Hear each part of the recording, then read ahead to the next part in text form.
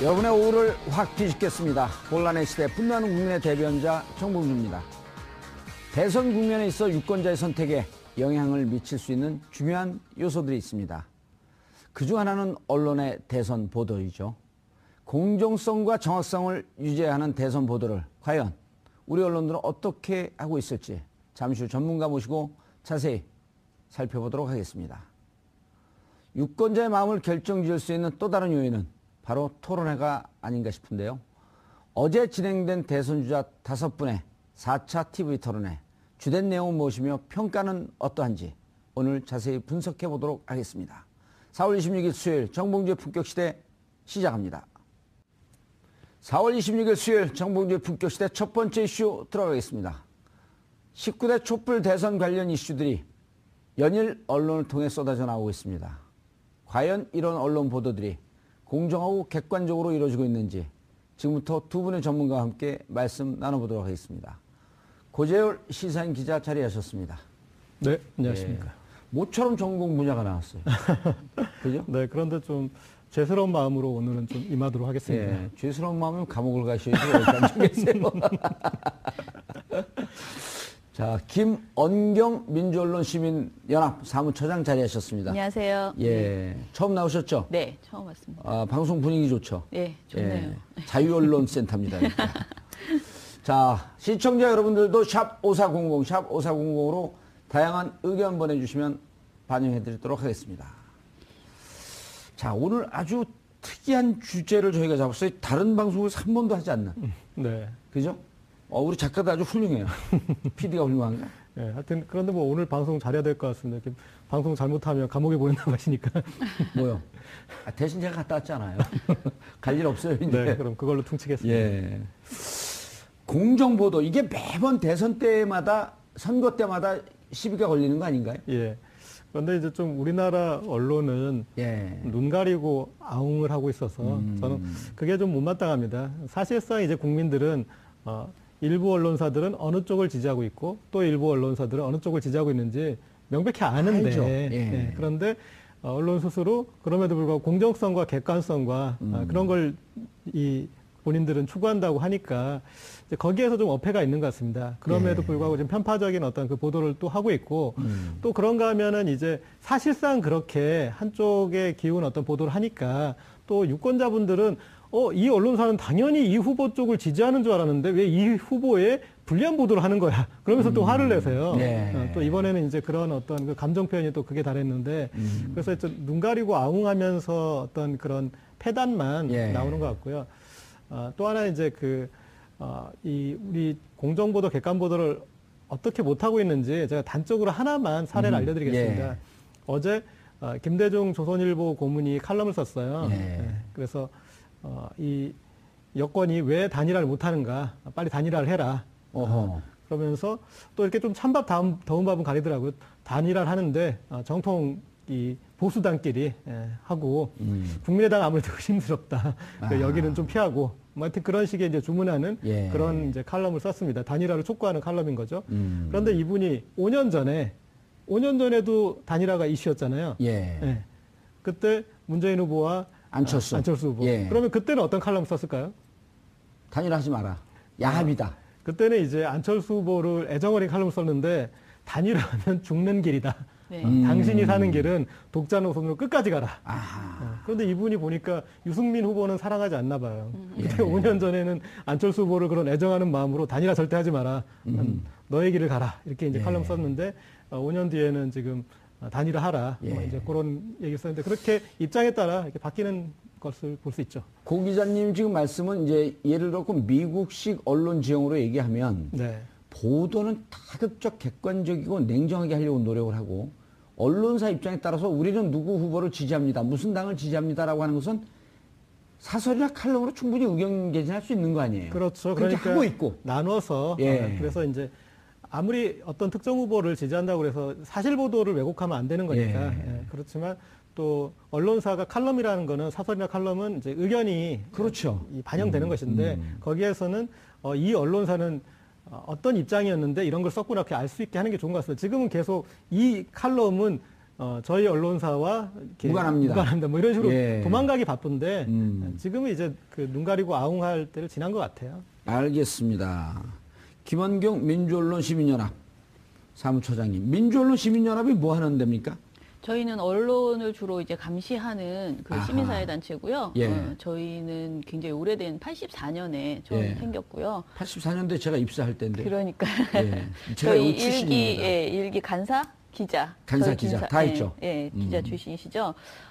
그리고 이제 시민사회 단체로 전환해가지고 굉장히 오랫동안 저희가 92년서부터 선거보도감시연대를 만들었어요. 선거 보도를 모든 선거를 다 감시하는 거예요. 아하, 그러니까 이건 시민사회에서 이렇게 언론과 관련된 시민사회 운동만 엮이는 건가요? 아니에요. 그냥 그때 같이 예. 하고 싶은 모든 단체들을 항상 엮어가지고 다 모아서 우리 선거보도 같이 감시하자 이렇게 해서 언론단체 이외에 그 다른 주제를 가지고 있는 시민사회 단체들도 같이 결합하고 뭐 학회도 같이 결합하고 예. 이렇게 해서 선거보도 감시연대를 저희가 매 선거마다 다 그동안 해왔고요. 선거보도 감시연대. 네. 자, 이번에 또 같은 이름으로 연대가 엮였나요? 예, 그래서 이번에는 이제 대선이고 해서 대선 미디어 감시연대로 이름을 바꿨는데 대선 미디어 감시연대. 예, 그 보도를 미디어로 바꿨잖아요. 그 이유는 그러네요. 예.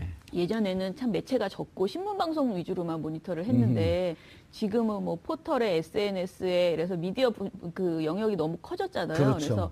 그래서 이번에 그렇게 저희 영역을 넓혔다는 의미에서 대선 미디어 감시 연대라고 이름을 지었습니다. 예. 시민사회 단체는 몇 개 정도 함께 하고 계신가요? 저희가 지금 100개 단체가 같이 연명을 했습니다. 근데 주로 이제 열심히 활동하는 곳은 언론, 아무래도 활동 자체는 예. 언론 시민 단체들 중심으로 하고 있고요.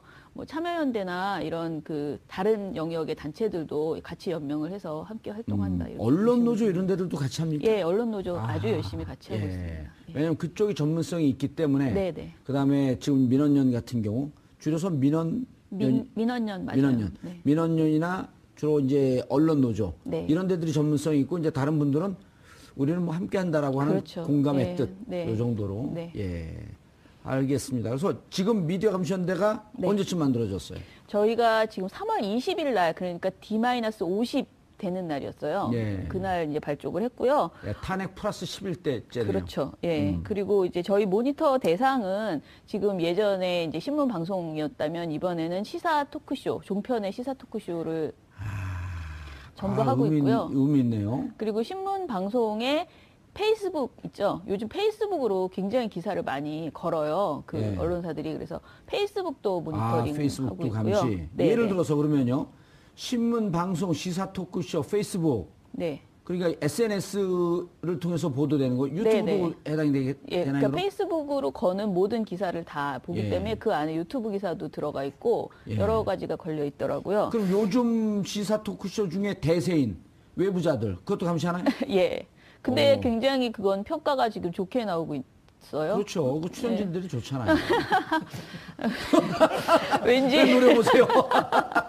아니 근데 저도 그게 참 궁금해서 제가 모든 걸 모니터하는 건 아니니까 예. 모니터하는 친구들한테 왜 그 MBN의 판도라도 있고 다른 프로그램들이 이제 지금 다양하게 이제 생겼는데 예. 왜 외부자들의 평가가 이렇게 좋지? 이건 뭐지? 뭐 예. 이렇게 제가 이제 물어보면은 지금 현재로서는 굉장히 객관적인 데이터를 많이 가지고 좋은 정보들을 주고 있다 이렇게 이야기를 하더라고요. 제가 그 계약을 맺으면서요. 네. 악마의 편집이 이루어지면 그 다음 주에 연락 없이 안 나옵니다. 그러니까 그 그런 저의 적은 힘이라고 없다, 믿어주시면 이거죠. 됩니다. 아유 정말 어렵네요. 좌불안석이죠? 네. 그거 말고 예. 저희가 경제신문도 모니터하고 있고요. 아하. 4개 경제신문, 예. 경제신문 하고 있고 그리고 경제신문들이 조금 보수적 성향들이 강하지. 조금이 아니고 아주 많이 아주. 강하더라고요. 해보니까 굉장히 그 친재벌적인 예. 그런 관점을 가지고 있고 그리고 이제 연합뉴스하고 뉴시스 두 개도 매체도 지금 모니터하고 있고요. 예. 그래서 통신 이제 서비스 선거 시기에 회사죠? 네, 예. 네, 두 통신사 하고 있고 그리고 포털 네이버와 다음에 그 모바일로 보는 그 뉴스 있죠. 그 예. 뉴스를 지금 또 모니터를 하고 무척 있습니다. 광범위하게 하네요. 처음으로 진짜 저희가 할 수 있는 최선을 다해보자 이렇게 했습니다. 너무 중요한 대선이잖아요. 예. 그래서 어떤 분야에서 이제 왜곡이 이루어지고 있는지 이런 것들 한번 효과가 얼마나 나올지 모르지만 최선을 다해서 감시의 눈길을 펼치자 이런 의미에서 영역을 넓혔습니다. 예. 네. 그러면 벼랑님 궁금해지는 게 이런 시민사회운동단체들은 늘 재정적 어려움에 처해 있잖아요. 네. 이렇게 움직이려면 어쨌든 뭐 자원봉사들 이런 분들도 있지만은 실질적으로 움직이는 재정은 어떻게 충당을 하나요? 일단은 저희가 아까 말한 100개 연대단체에서 예. 십시일반으로 정말 많이 도와주셨어요. 한조금. 5만 원에서 뭐 얼마씩 이렇게 굉장히 많이 내신 단체도 있고 해서 그렇게 해서 재정의 한 3분의 1을 마련을 했고요. 예. 나머지 재정은 민원연에서 지금 다 이제 마련했는데 그 힘은 저희가 민원연이 작년에 종편 떼찌 프로젝트라고 해서 예. 종편을 감시하겠다고 아하, 했어요. 됐죠. 네. 뭡니까 팟캐스트 방송하고 했었죠. 근데 그때 저희 회원이 한 번에 엄청나게 많이 늘어나서 5천 명 이상의 회원이 들어오셔서 저희가 정말 큰 도움을 받고 그 후원금으로 예. 이 종편 모니터할 수 있었는데 그 보답을 이번에 대선에 해야 된다라고 생각해서 그냥 무조건 다 해보자 이렇게 예, 지금 한 알겠습니다. 상황입니다. 네. 그러면 자 이제 검증이 들어가잖아요. 네. 검증을 어떤 식으로 하는지 궁금해요. 우리 시청자분들이. 하는 거는 사실 워낙 여러 가지 지금 말씀하신 별별 방법으로 다 예. 해보고 있어요. 대표적인 방법들이 네. 있지 않을까요? 네, 제가 오늘 가지고 온 것은 예. 그 민원연이 여러 가지 분석 중에서 보도의 제목을 보고요. 제목 안에 정당 관련된 제목을 뽑았는데 그 제목이 특정 정당에 유리하면 플러스 1점을 주고요. 아하. 불리하면 마이너스 1점을 주는 예. 이런 방식으로 모든 기사에서 제목에서 그 유불리를 따져보는 이런 판단을 한번 해봤어요. 그랬더니 신문의 경우에 저희가 해보니까 3월 20일부터 신문은 4월 22일까지 5주간 신문 보도를 해봤어요. 예. 그랬더니 더불어민주당 관련해서는 총 마이너스 48점이 나왔어요. 불리하게 보도하면 마이너스 1점. 네네. 유리하게 보도하면 플러스 1점. 예. 그런데 이제 플러스하고 마이너스를 두 개를 더 해보니까 마이너스 48점이 나온 거예요. 야, 더불어민주당에 대해서. 네네. 그런데 이제 국민의당 같은 경우에는 플러스 16점이 나왔습니다. 오호. 뭐 자유한국당도 마이너스 32점, 바른정당은 플러스 14점 예. 이렇게 나왔는데 주로 격차는 이제 민주당하고 국민의당의 격차가 그러네요. 굉장히 크게 나옵니다.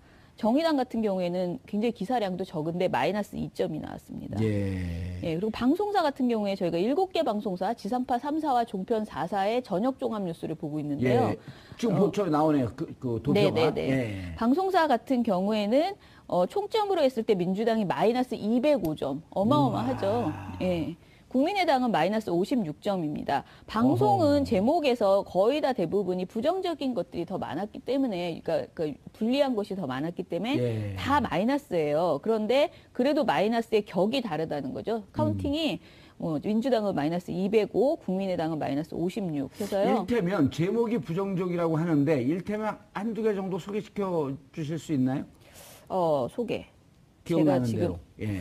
그러니까 제가 정확하게 사례를 예를 말씀드리기는 들어서 어려운데 예를 들면 민주당 내분에 휩싸여. 예, 이런 그런 거 부정적- 식의, 그러니까 특정 정당에 대해서는, 그러니까 특히 뭐 문재인 후보의 어떤 네거티브성 제목을 계속 예. 뽑아낸다거나, 이런 식이고, 국민의당 같은 경우에 경선이 매우 흥행이 됐다, 뭐 아하. 대박, 예. 그런 식의 제목을 예를 들어서 뽑아내는. 민주당 문재인 후보가 최근에 나오는 기사에 네네. 따르면 송민순 건에 대해서 해명을 하면 민주당 문재인 후보 거짓말 논란에 휩싸여. 네, 이렇게 예. 부정적이죠. 네, 그렇죠. 오. 그런 제목들이 굉장히 많은 거죠. 아.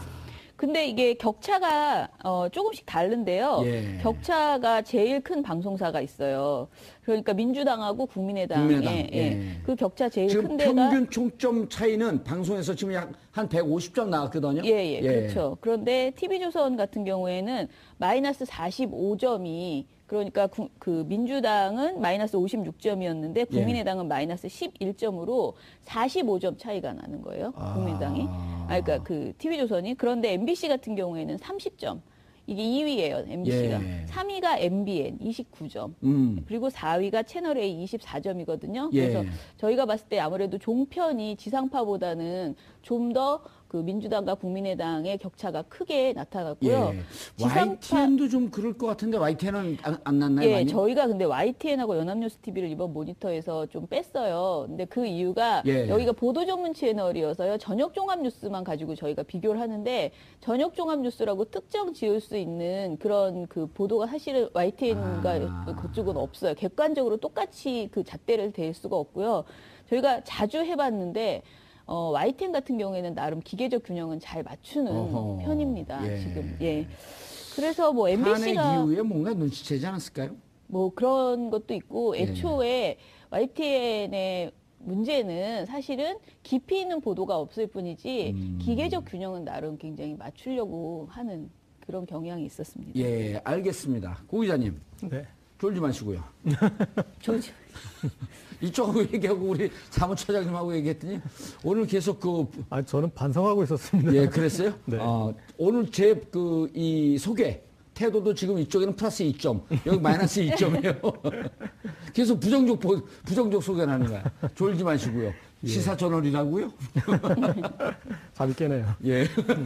자, 이렇게 보도를 하면 이제 저게 조금씩 이렇게 나가고 이런 걸 하는 걸 알고 있다고 하지만 저렇게 한다고 해서 기저 신문이나 방송 이런 데들이 이런 시민사회에서 우리 감시하고 있으니 좀 조심하자. 이런 영향 받나요? 글쎄요. 제가 봤을 때는 이제 지금 이번에 이 TV조선 재승인 때처럼 예. 정말 그 회사의 아주 절실한, 결정적인 예. 어떤 그런 부분 이제 그런 게 지적을 당해야지 영향을 받을 텐데 그런데 이런 조사가 저는 영향이 있다고 생각합니다. 그러니까 그런 나중에 예. 영향을 주는 평가를 할 때 그들도 어떤 객관적인 자료들, 정량적인 자료들이 필요하거든요. 예. 그래서 거기서 여기에 이제 참고 자료로 충분히 기능을 좀 할 수 있다고 생각하고요. 그리고 뭐 아무리 그래도 이렇게 언론이 이 지켜야 할 이제 본분이라는 게 있는 건데 예. 그 본분에서 이만큼 멀어졌다라는 게 환기될 때 네. 그것에 대해서 그래도 일선 기자들은 어느 정도는 이런 것에 대해서 좀 부끄러워하는 부분은 있을 것 같습니다. 기자분들은 좀 부끄러워한다. 알겠습니다. 자, 그러면 민주당하고 국민의당 말고 후보들에 대해서도 좀 조사를 해봤나요? 후보들에 대한 조사. 예, 문재인, 예를 들어 이제 우리가 신문 보고, 이른바 진보 언론 쪽이나 이런 데서, 문재인은 때리고 안철수 너무 띄우는 거 아니냐, 라는 느낌들이 있었거든요. 네네. 그런 게 좀 검증이 되나요? 그런 거를 한번 그냥 말씀을 드려보면 저희가 종편 시사 토크쇼 있잖아요. 예. 그쪽에서 이제 하루 종일 후보들에 대해서 이야기를 많이 하죠. 예, 이른바 이제 이런 프로처럼 패널들 불러놓고 그렇죠. 얘기를 예. 듣고. 근데 이제 밑에 자막이 흐르거든요. 예. 계속 자막이 들어가 있어요. 근데 그 자막을 한번 저희가 전체적으로 모든 방송 안에 있는 그 한 프로그램 안에 있는 자막을 다 이제 모니터를 해봤어요. 그랬더니 사실 그 이유가 종편을 보시는 분들이 식당이나 이런 데서 이렇게 틀어놓고 크게 소리를 듣는 게 아니고 주로 자막을 보죠. 예. 화면을 보면서 자막을 많이 보거든요. 그래서 자막이 어떻게 나왔는지 한번 대표적으로 해봤습니다. 예. 그랬더니 4월 5일에서 4월 11일까지 예. 채널A의 뉴스 특급과 정치데스크라는 두 프로그램을 했습니다. 예. 이 이유는 사실 이 두 프로그램이 최근에 가장 떠오르는 약간 정치적인 그 문제를 많이 좀 저희가 보기에 문제가 있는 프로그램이라고 봐서 이 프로그램을 해봤는데요. 해본 결과 그 문재인 관련 의혹 자막은 의혹의 내용을 최대한 정확하게 아주 정확하게 제공하려는 그런 자막이 나오는 반면에 안철수 후보 관련한 의혹은 문재인 후보 또는 민주당 측에서 문제 제기를 하고 있다라는 것을 담는 그런 자막을 쓰더라는 거죠. 의혹도 객관적 팩트로 접근하려고 하는 노력을 안철수 후보에 대해서는 안 하고 네네. 문재인 후보에 대해서는 이것만 봐도 정확하게 그쵸. 뭐가 의혹이 의혹인지 정확하게 알 수 있는. 네네. 그런 자막을 이제 내보낸다는 거예요. 채널A 정치데스크가 4월 6일 날 내놓았던 예. 그 문 후보 아들 특혜 논란 자막이 55회였습니다. 55차례를 내보냈는데 오호. 이 중에서 문 후보 측의 입장을 전한 자막은 10회에 불과하고요. 그리고 이게 자막 속에서 물음표를 붙여가지고 약간 카더라성 그런 의혹 아하. 있잖아요. 확증되지 않은 그런 의혹도 예. 계속 물음표 처리를 해서 하는 그런 자막이 11개나 나왔습니다. 그러니까 그런데 이런 거는 아니면 말고 시간이에요. 그렇죠.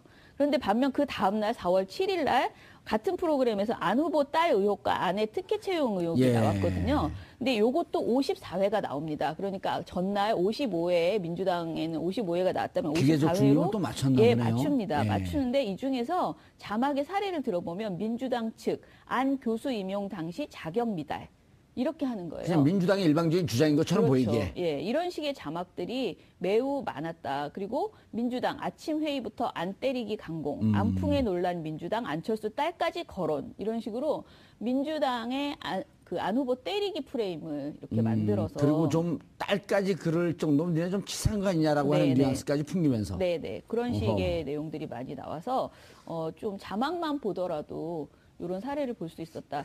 제일 재밌었던 게 예. 여론조사가 이때 이제 안 후보가 약진하던 시기였거든요. 그렇죠. 4월 4일서부터 치고 올라간다라고 예, 이제 예. 물론 그 여론조사 KBS하고 연합뉴스인데 그 여론조사는 결국 1,500만의 그 과징금을 받았죠. 네, 근데 이제 받았습니다. 어쨌든 그때부터 예. 양자구도에서도 안이 약진하고 있고 예. 다자구도에서도 이기고 있다라고 하는 그렇죠. 보도가 나오던 4월 첫째 주. 그러면서 예, 이 여론조사를 너무나 이제 강조를 하면서 심지어는 그 선거 시기에 한 달 전, 선거 한 달 전에 여론조사가 거의 굳어지는 경우가 너무나 많았다라면서 이런 것을 강조하는 자막을 하고 내보내요. 그러면서 예. 제목이 안철수 서울 충청서 문재인 앞서라는 제목의 자막을 한번 내보낸 다음에 계속 그대로 있으면 쑥스러웠는지 다음 자막은 문재인 서울 충청서 안철수의 뒤져.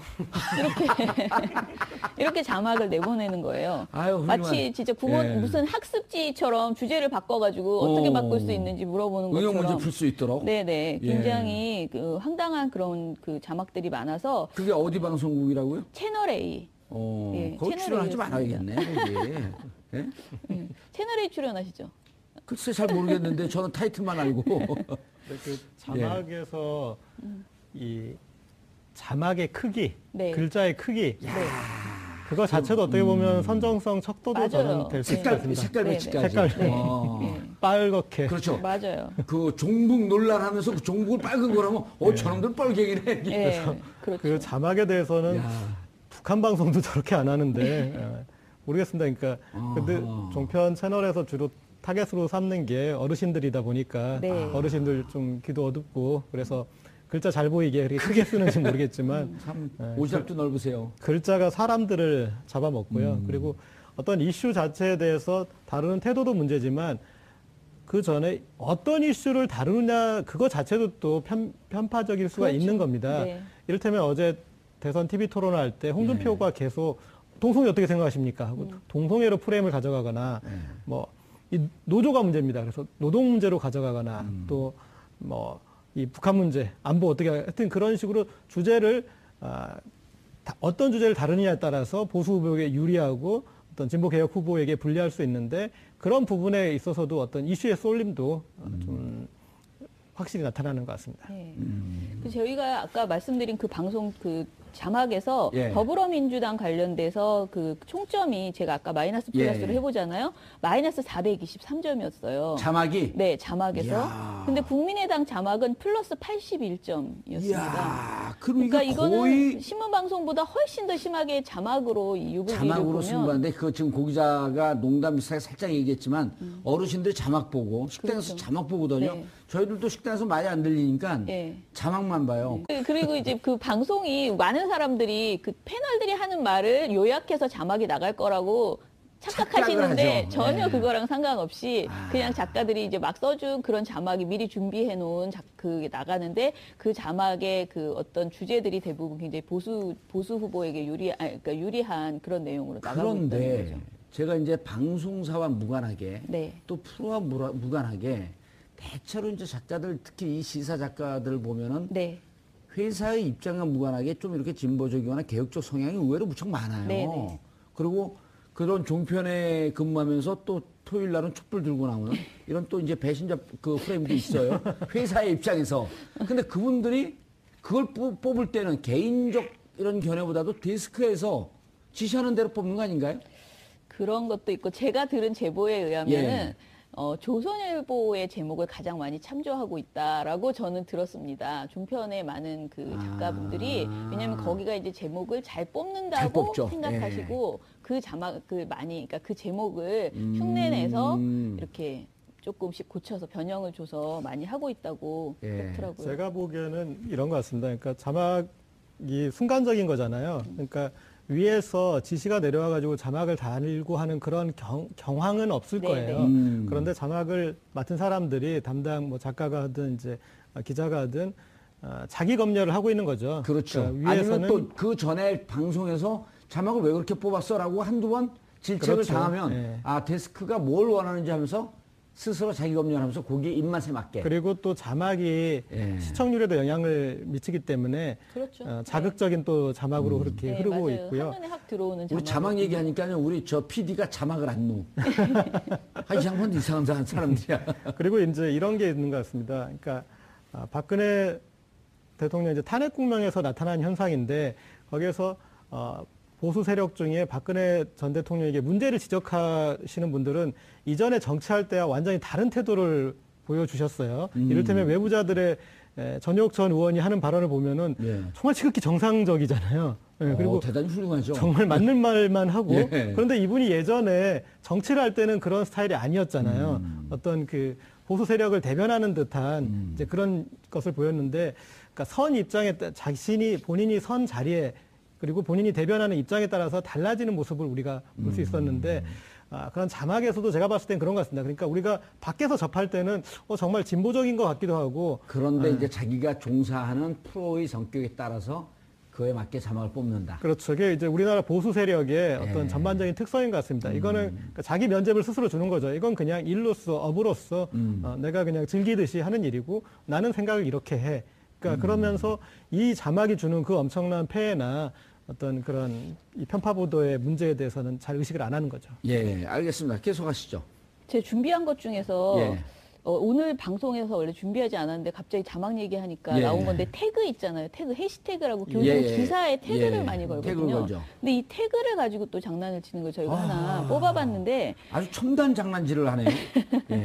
이제 페이스북에 언론사들이 다 페이스북에 자기 뉴스 페이지를 만들거든요. 근데 거기 페이스북에 기사를 올리면서 요즘 문재인 침해설이 은근히 많이 언론에, 그러니까 그 어떤 네티즌 사이에서 막 이렇게 올려요.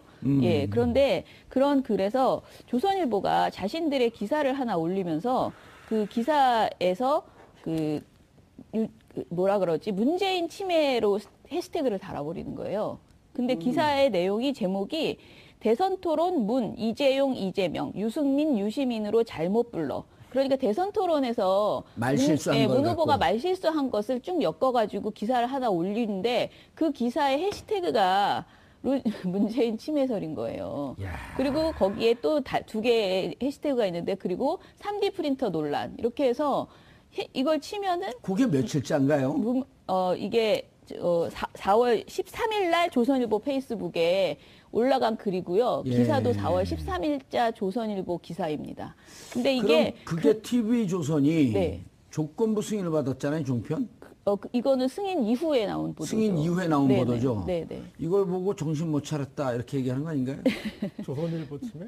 네, 조선일보 간이 배 밖으로.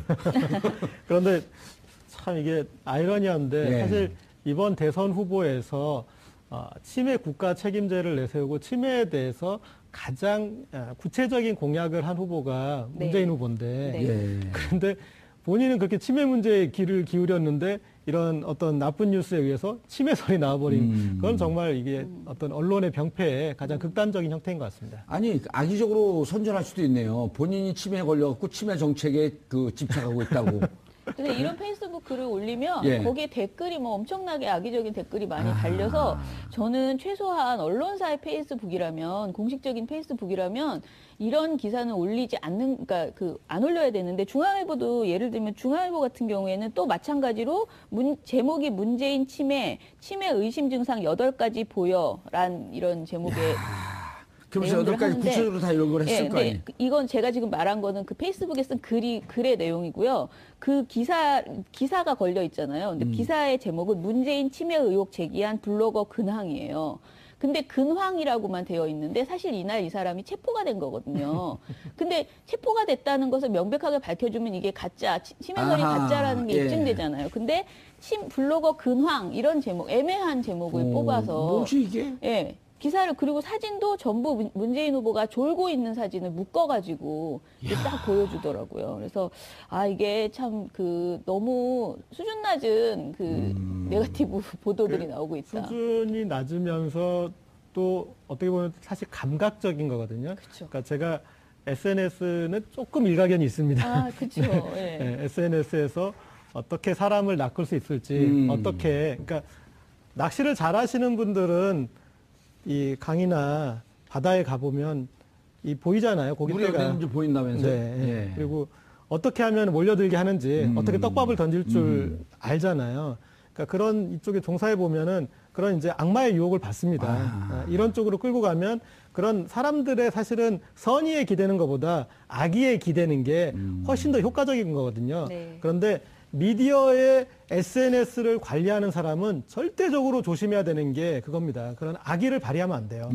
악의를 발휘하면은 효과도 볼 수 있고 그렇지만 그 미디어가 점점 더 악의적으로 빠져들어갈 수밖에 그리고 신뢰성을 없어요. 잃잖아요, 점점 예. 더. 결국은 지금은 악의적으로 해서 조금 결과가 뭔가 오는 듯한 달콤함이 있지만 그렇죠. 전국적으로 그 언론사를 죽이는 거 그 아니에요? 달콤함에 넘어가 있는 것이 자막으로 나타나고 해시태그에 나타나는 거죠. 자막과 네. 해시태그. 오늘 밥값 하시는데. SNS에 대해서 좀 전문가다라고 하는 게 훨씬 더 설득력이 있어요. 네, 감옥에만 보내지 말아주십시오. SNS 너무 재밌어서 제가 팬입니다. 아, 그래요? 너무 재밌게 잘 쓰세요. 나중에 제 캠프 명함 드릴 테니까 제 캠프로 놀러 오시죠. 저기 손석희 사장님이 어제 문재인 후보의 제안을 거절하던데 되게 멋있어 보였습니다. 저도 거절하겠습니다. 거절하는 게 멋있었어요? 뭐라고 그랬는데, 문재인 후보가? 국민 추천제를 예. 하겠는데 국민들이 추천하면 손석희 사장님도 거절하지 마시고 내각으로 이렇게 들어와 달라 부탁을 했는데 단호하게 거절하더라고요. 뭐라고요? 거절하겠습니다, 이래요? 뭐 비슷한 표현을 해요. 알겠습니다. 나중에 우리 캠프에 안 오시겠다는 걸 거절한 거죠? 자, 또 아시죠? 저는 또 한 가지 말씀드릴 거는 안보 저희가 문제에 대해서 좀 궁금해요. 네? 안보 문제 논란이 계속 나오는데 네. 이거에 따른 이거와 관련된 기사들이 어떻게 나왔는지.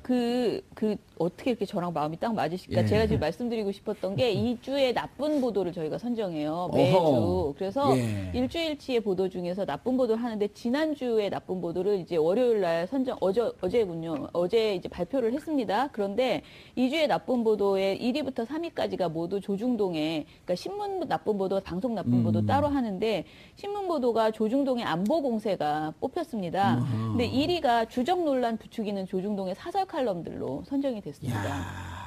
그리고 2위가 중앙일보의 송민순 쪽지 공개한 단독 인터뷰 보도 2건. 이게 이제 2위로 선정이 됐고요. 3위가 전쟁 불사론을 주장하고 있는 조선일보의 칼럼으로 뽑혔습니다. 그래서 지금 신문 보도를 보시면 그냥 절반은 이 안보 논란, 그리고 절반은 네거티브. 예, 네거티브인데 네거티브도 있지만 그리고 이제 계속 부추기는 것은 아까 말씀하신 합당이 아니죠. 이제 단일화. 후보들 단일화, 후보 단일화 이전에는 단일화 그러면 굉장히 나쁜 것으로만 하다가 요즘은 굉장히 왜 안 하는가 이렇게 촉구하는 이런 글들이 굉장히 많이 나오고 있는 상황이고요. 그리고 이 안보 관련돼서 또 나쁜 보도, 지난주에 나쁜 보도로 방송 보도가 1위부터 3위까지가 다 MBC로 선정이 됐습니다. 제가 MBC가 아까 격차가 30점으로 굉장히 크다고 그랬잖아요. 근데 MBC의 지난주에 1위 가장 나쁜 보도로 선정된 것은 제목이 이산가족 상봉, 특혜, 북한의 의도는? 이라는 보도입니다. 그래서 이 제목이 문재인 후보의 이산가족 상봉 특혜 의혹이 있다. 라고 이야기를 하는 거예요. 이런 보도였고요. 2위가 북한이 문재인 후보를 밀어주고 안철수 후보를 비난하고 있다라면서 그런 식으로 대선에 개입하고 있다는 내용의 보도였습니다. MBC 북노골적 선거 개입 안철수 정조준이라는 4월 19일자 보도였습니다. 이게 2위를 차지했고요. 3위는 문재인 호남 홀대론의 실체를 확인해 보겠다. 라면서 내놓은 문재인 후보 호남 홀대론 실체는이라는 4월 19일자 기사였습니다. 이 세 개의 기사가 사실상 겉으로는 문재인 후보의 어떤 의혹을 점검해 보겠다, 팩트를 체크해 보겠다라는 식의 그 겉으로는 후보 검증 보도거든요. 그런데 사실 내용을 보면은 검증이라고 할 수 있는 내용이 없습니다. 대부분이 거의 카더라성 그리고 이제 타당, 특히 자유한국당에서 제기하는 문제 제기들 또 국민의당에서 이제 뭐 묻는 것 이런 것들 타당해서 정치 공세를 하는 것들을 그대로 가져다가 예. 그냥 전하는 이런 보도들을 하고 있는 거죠. 그래서 검증보다는 의혹 제기가 주로 되고 있고 타당의 문제 제기를 언론사가 소화해서 검증해서 내놔야 되는데 그렇게 하지 못하고 있다는 점에서 저는 일종의 흑색 선전에 지금 가담하고 있다. MBC가. 예, 알겠습니다. 말씀 오늘 여기까지 듣겠습니다. 네. 대선을 앞두고 유권자들이 판단의 기준은 언론, 방송 그리고 SNS를 통해서 얻는 정보입니다. 아까 악마의 유혹이라고 했는데 가짜 뉴스까지는 아니더라도 유권자들의 마음을 흔드는 이런 악의적인 뉴스를 하는 언론사는 앞으로 촛불 이후의 대한민국에서는 별로 필요 없을 것 같습니다. 명심해 주시기 바라겠습니다.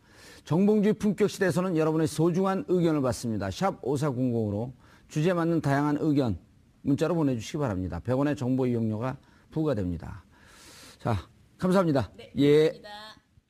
이 언론사는 당연히 이 후보 쪽을 지지하는 줄 알았는데 왜 이 후보에 불리한 보도를 하는 거야? 그러면서 또 화를 내세요. 네. 또 이번에는 이제 그런 어떤 그 감정 표현이 또 그게 다랬는데 그래서 눈 가리고 아웅하면서 어떤 그런 패단만 예. 나오는 것 같고요. 또 하나 이제 이 우리 공정보도 객관보도를 어떻게 못하고 있는지 제가 단적으로 하나만 사례를 알려드리겠습니다. 예. 어제 김대중 조선일보 고문이 칼럼을 썼어요. 예. 네, 그래서 이 여권이 왜 단일화를 못하는가, 빨리 단일화를 해라. 그러면서 또 이렇게 좀 찬밥 더운 밥은 가리더라고요. 단일화를 하는데 정통 이 보수당끼리 하고 국민의당 아무래도 힘들었다. 여기는 좀 피하고 뭐 하여튼 그런 식의 이제 주문하는 예. 그런 이제 칼럼을 썼습니다. 단일화를 촉구하는 칼럼인 거죠. 그런데 이분이 5년 전에도 단일화가 이슈였잖아요. 예. 네.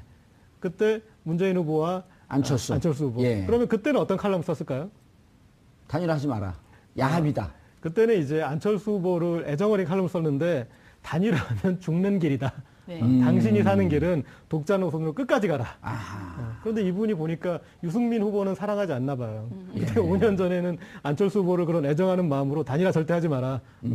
너의 길을 가라. 이렇게 이제 예. 칼럼 썼는데 5년 뒤에는 지금 단일화 하라. 뭐 예. 이제 그런 얘기를 썼는데 그렇게 입장에 따라 이렇게 바뀌는 것을 볼 수 있죠. 고 기자님 지금 말씀은 이제 예를 들어 미국식 언론 지형으로 얘기하면 네.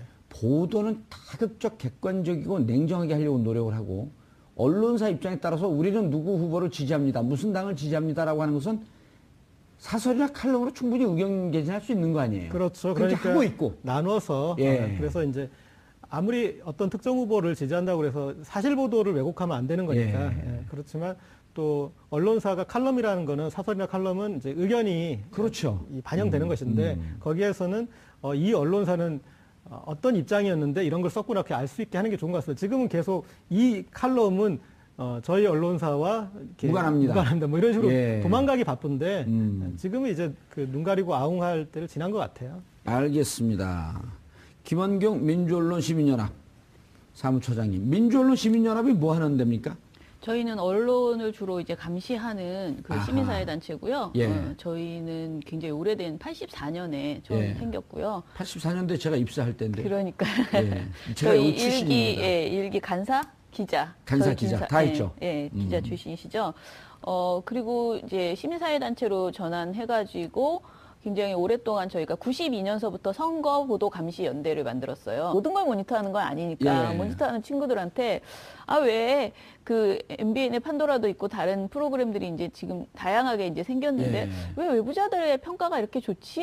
이건 뭐지? 뭐 예. 이렇게 제가 이제 물어보면은 지금 현재로서는 굉장히 객관적인 데이터를 많이 가지고 좋은 정보들을 주고 있다 이렇게 이야기를 하더라고요. 제가 그 계약을 맺으면서요. 네. 악마의 편집이 이루어지면 그 다음 주에 연락 없이 안 나옵니다. 그러니까 그 그런 저의 적은 힘이라고 없다 믿어주시면 이거죠. 됩니다. 아유 정말 어렵네요. 좌불안석이죠? 네.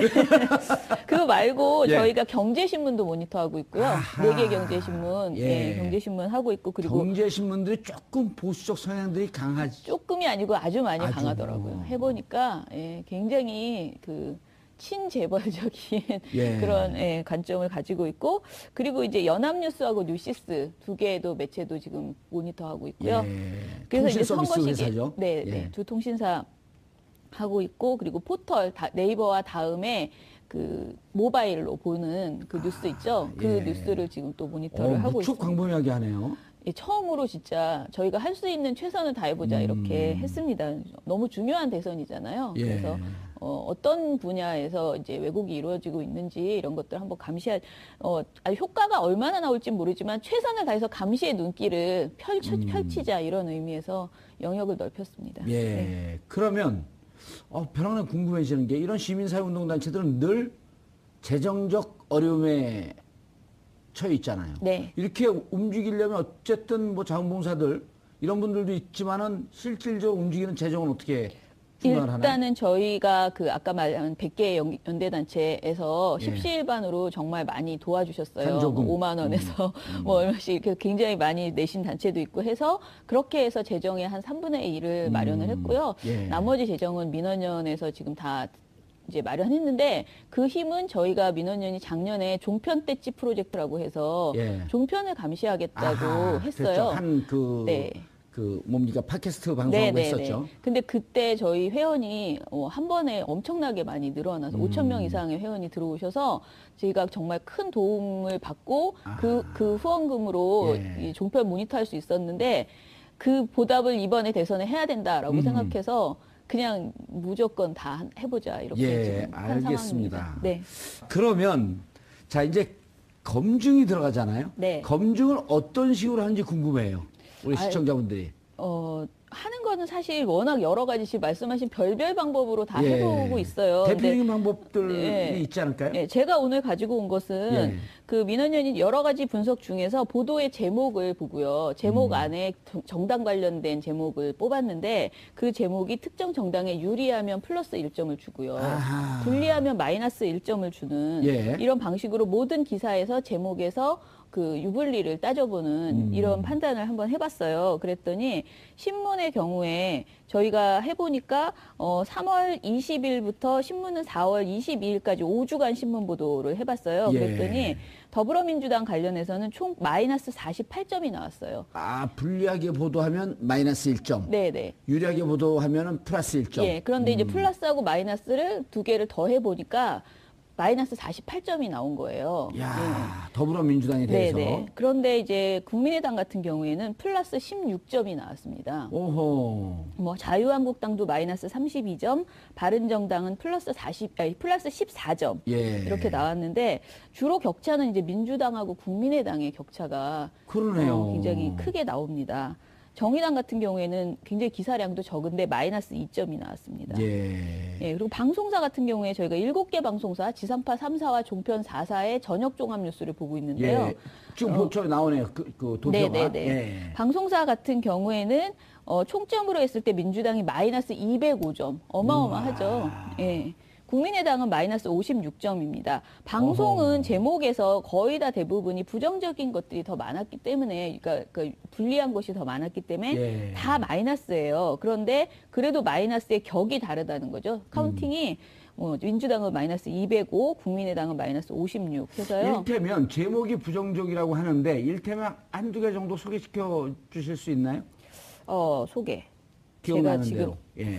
그러니까 제가 정확하게 사례를 예를 말씀드리긴 들어서 어려운데 예를 들면 민주당 내분에 휩싸여. 예, 이런 그런 부정적- 식의, 그러니까 특정 정당에 대해서는, 그러니까 특히 뭐 문재인 후보의 어떤 네거티브성 제목을 계속 예. 뽑아낸다거나 이런 식이고, 국민의당 같은 경우에 경선이 매우 흥행이 됐다, 뭐 아하. 대박 예. 그런 식의 제목을 예를 들어서 뽑아내는. 민주당 문재인 후보가 최근에 나오는 기사에 네네. 따르면 송민순 건에 대해서 해명을 하면 민주당 문재인 후보 거짓말 논란에 휩싸여. 네, 이렇게 하면 부정적이죠. 네, 그렇죠. 오. 그런 제목들이 굉장히 많은 거죠. 아. 근데 이게 격차가 조금씩 다른데요. 예. 격차가 제일 큰 방송사가 있어요. 그러니까 민주당하고 국민의당. 국민의당, 예. 예. 그 격차 제일 지금 큰 데가 평균 총점 차이는 방송에서 지금 약 한 150점 나왔거든요. 예, 그렇죠. 그런데 선거 선거 보도를 모든 선거를 다 감시하는 거예요. 아하, 그러니까 이건 시민사회에서 이렇게 언론과 관련된 시민사회 운동만 엮이는 건가요? 아니면 아니에요. 그냥 그때그때 같이 예. 하고 싶은 모든 단체들을 항상 엮어가지고 다 모아서 우리 선거보도 같이 감시하자. 이렇게 해서 언론단체 이외에 그 다른 주제를 가지고 있는 시민사회 단체들도 같이 결합하고 뭐 학회도 같이 결합하고 예. 이렇게 해서 선거보도 감시연대를 저희가 매 선거마다 다 그동안 해왔고요. 선거보도 감시연대. 네. 자, 이번에도 같은 이름으로 연대가 엮였나요? 예, 그래서 이번에는 이제 대선이고 해서 대선 미디어 감시연대로 이름을 바꿨는데 대선 미디어 감시연대. 예, 그 보도를 미디어로 바꿨잖아요. 그 이유는 그러네요. 예. 예전에는 참 매체가 적고 신문 방송 위주로만 모니터를 했는데 지금은 뭐 포털에 SNS에 그래서 미디어 그 영역이 너무 커졌잖아요. 그렇죠. 그래서 이번에 그렇게 저희 영역을 넓혔다는 의미에서 대선 미디어 감시 연대라고 이름을 지었습니다. 네. 시민사회 단체는 몇 개 정도 함께 하고 계신가요? 저희가 지금 100개 단체가 같이 연명을 했습니다. 근데 주로 이제 열심히 활동하는 곳은 언론, 아무래도 활동 자체는 예. 언론 시민 단체들 중심으로 하고 있고요. 뭐 참여연대나 이런 그 다른 영역의 단체들도 같이 연명을 해서 함께 활동한다. 이렇게 언론 보시면 노조 됩니다. 이런 데들도 같이 합니까? 예, 언론 노조 아주 열심히 같이 하고 예. 있습니다. 예. 왜냐하면 그쪽이 전문성이 있기 때문에. 네네. 그다음에 지금 민원연 같은 경우 줄여서 민원연. 민원연 맞아요. 민원연. 네. 민원연이나 주로 이제 언론 노조 네. 이런 데들이 전문성이 있고 이제 다른 분들은 우리는 뭐 함께 한다라고 하는 그렇죠. 공감의 네. 뜻. 네. 이 정도로. 네. 예. 알겠습니다. 그래서 지금 미디어 감시연대가 네. 언제쯤 만들어졌어요? 저희가 지금 3월 20일 날 그러니까 D-50 되는 날이었어요. 예. 그날 이제 발족을 했고요. 예, 탄핵 플러스 11대째네요. 그렇죠. 예. 그리고 이제 저희 모니터 대상은 지금 예전에 이제 신문 방송이었다면 이번에는 시사 토크쇼, 종편의 시사 토크쇼를 전부하고 있고요. 의미 있네요. 그리고 신문 방송에 페이스북 있죠. 요즘 페이스북으로 굉장히 기사를 많이 걸어요. 그 예. 언론사들이 그래서 페이스북도 모니터링 페이스북도 하고 있고요. 감시. 네, 예를 네. 들어서 그러면요. 신문, 방송, 시사 토크쇼, 페이스북, 네. 그러니까 SNS를 통해서 보도되는 거, 유튜브도 네, 네. 해당이 예, 되나요? 그러니까 페이스북으로 거는 모든 기사를 다 보기 예. 때문에 그 안에 유튜브 기사도 들어가 있고 예. 여러 가지가 걸려 있더라고요. 그럼 요즘 시사 토크쇼 중에 대세인 외부자들 그것도 감시하나요? 예. 근데 어. 굉장히 그건 평가가 지금 좋게 나오고 있어요. 그렇죠. 그 출연진들이 좋잖아요. 왠지 왜 노려보세요. 아니 근데 저도 그게 참 궁금해서 모니터 제가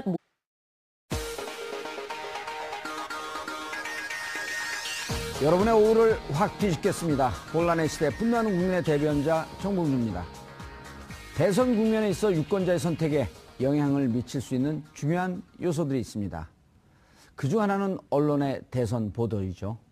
공정성과 정확성을 유지하는 대선 보도를 과연 우리 언론들은 어떻게 하고 있을지 잠시 후 전문가 모시고 자세히 살펴보도록 하겠습니다. 유권자의 마음을 결정지을 수 있는 또 다른 요인은 바로 토론회가 아닌가 싶은데요. 어제 진행된 대선주자 5분의 4차 TV 토론회 주된 내용은 무엇이며 평가는 어떠한지 오늘 자세히 분석해 보도록 하겠습니다. 4월 26일 수요일 정봉주의 품격시대 시작합니다. 4월 26일 수요일 정봉주의 품격시대 첫 번째 이슈 들어가겠습니다. 19대 촛불 대선 관련 이슈들이 연일 언론을 통해 쏟아져 나오고 있습니다. 과연 이런 언론 보도들이 공정하고 객관적으로 이루어지고 있는지 지금부터 두 분의 전문가와 함께 말씀 나눠보도록 하겠습니다. 고재열 시사인 기자 자리하셨습니다. 네, 안녕하십니까. 예, 모처럼 전공 분야가 나왔어요. 그죠? 네, 그런데 좀 죄스러운 마음으로 오늘은 좀 임하도록 하겠습니다. 예, 죄스러운 마음이면 감옥을 가셔야지 여기까지 계세요. 자, 김언경 민주언론시민연합 사무처장 자리하셨습니다. 안녕하세요. 예, 처음 나오셨죠? 네, 처음 왔습니다. 아, 방송 분위기 좋죠? 네, 좋네요. 예, 자유언론센터입니다.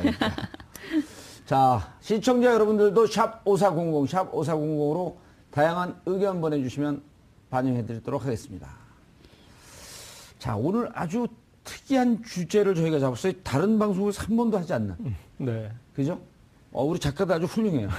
PD가 훌륭한가? 네, 하여튼 그런데 뭐 오늘 방송 잘해야 될 것 같습니다. 이렇게 방송 잘못하면 감옥에 보낸다고 하시니까. 뭐요? 대신 제가 갔다 왔잖아요. 갈 일 없어요, 이제. 네, 그럼 그걸로 퉁치겠습니다. 예. 공정보도, 이게 매번 대선 때마다, 선거 때마다 시비가 걸리는 거 아닌가요? 예. 그런데 이제 좀 우리나라 언론은 예. 눈 가리고 아웅을 하고 있어서 저는 그게 좀 못마땅합니다. 사실상 이제 국민들은 일부 언론사들은 어느 쪽을 지지하고 있고 또 일부 언론사들은 어느 쪽을 지지하고 있는지 명백히 아는데 알죠. 예, 그런데 언론 스스로 그럼에도 불구하고 공정성과 객관성과 그런 걸 본인들은 추구한다고 하니까 이제 거기에서 좀 어폐가 있는 것 같습니다. 그럼에도 예. 불구하고 좀 편파적인 어떤 그 보도를 또 하고 있고 또 그런가 하면은 이제 사실상 그렇게 한쪽에 기운 어떤 보도를 하니까 또 유권자분들은